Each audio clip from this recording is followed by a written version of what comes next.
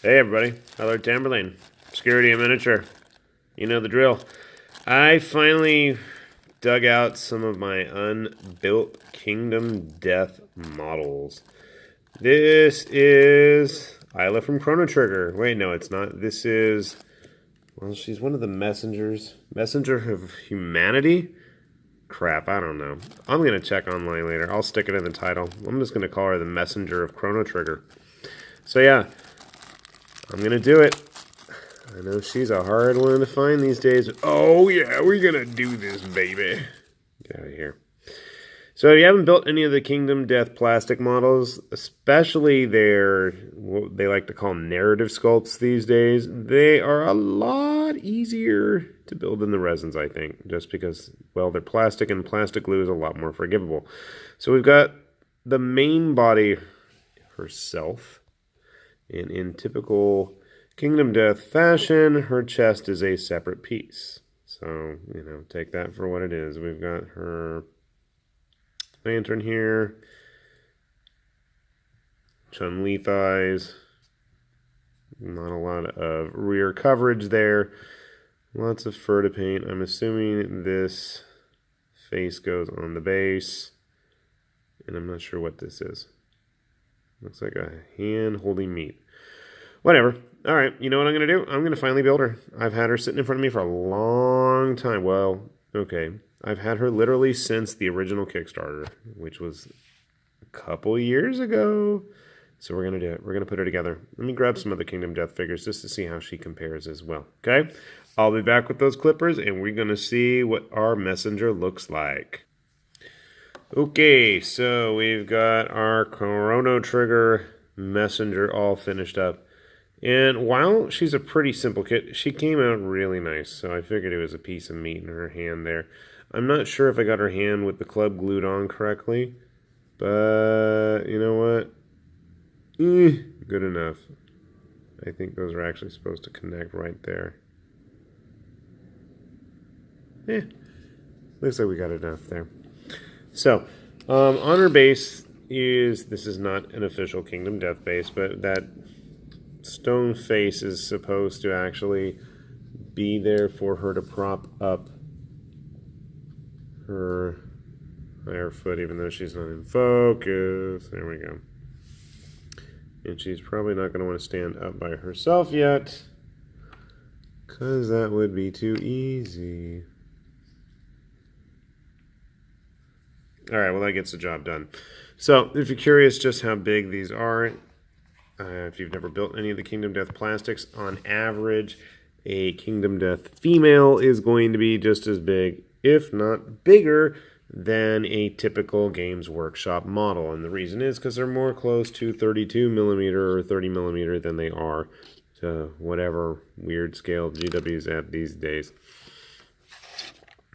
Thanks a lot, lady. Oh, crap. Her leg is completely coming apart. No. I think I fixed it. Crisis averted? Hopefully.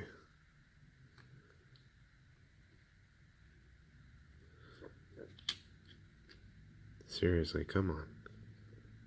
Work with me, girl. There we go.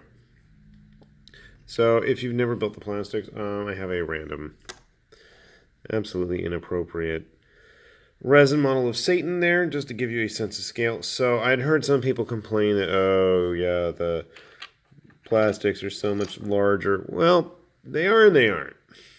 So, as you know, our Chrono Trigger friend here was one of the original messengers, and I grabbed the other messengers that I have painted. Our Gurren Lagann friend, Messenger of the Spiral Path, or whatever he's called, is not built, as far as I know. So there's my other two messengers painted. And you can see there, I mean, they're big. I was curious just to see how she scales to some of the newer models, so I grabbed the Detective Twilight Knight. I feel like she's a lot bigger, and I'm really not that surprised for whatever reason. I know this figure is super leggy, but you can tell, I mean, there's just a big... They're just big figures at that point. So my hope with this figure was, since we've been gearing up to play Paleo Diet again, we could see how she stacks up. I use a lot of Frostgrave Barbarians from the plastic North Star kits as my paleo diet caveman, but I mean, look, he barely goes up to her thighs. Not that that's a bad view, but curious how she stacks up with silence. Yeah. See, the newer figures seem to be a little bit bigger than the earlier plastics, and I don't know if that's just something. I mean, now obviously these two ladies here have quite the big hair, and our Chrono Trigger friend is a little bit more unadorned, I guess. But then again, our Link-inspired one back there isn't exactly tiny either. I don't know, maybe it's just this figure. She does seem smaller than my typical Kingdom Death figures. Yeah, I like silence. I grabbed a Shield Wolf. Let's see how she compares to a Shield Wolf Shield Maiden. Now, that's interesting in that they're pretty close in size there. In case you haven't built any of the Shield Wolf Shield Maidens. So much so that I now wonder if they would work well with some of my leftover armor kit bits. I might have to try that. I'll post any progress if I end up trying some armor kit mashups with Shield Wolf Shield Maidens.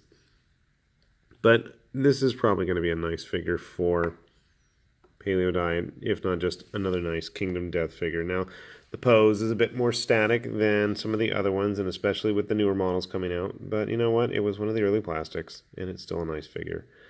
And thankfully, I actually managed to get her breasts glued on right side up. I hate to admit it, but yeah, I screwed up on a couple of them. I could not figure out how they were supposed to go together with the way some of their weird armor worked. So, with that said, hope you guys enjoyed. Please keep watching. Please hit that subscribe button so I can keep validating to my wife, yes, I should keep doing this. I need to get through all these boxes and boxes of figures in the house.